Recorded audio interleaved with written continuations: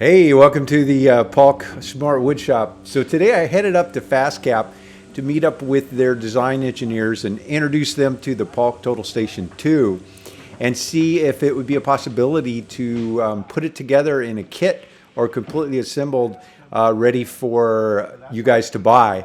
So we don't know if that's going to happen. It's a pretty complex bench and we think it'd be kind of on the higher end of cost to produce it.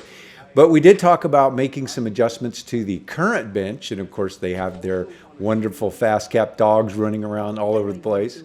But we did just talk about making some adjustments to the current workbench. One, updating the stands to these new stands I've designed. Also resizing it so it's based on the 32 millimeter system. Making it really just a twin to the Paulk Total Station, just without the miter saw. So that was interesting, and we'll see how that evolves.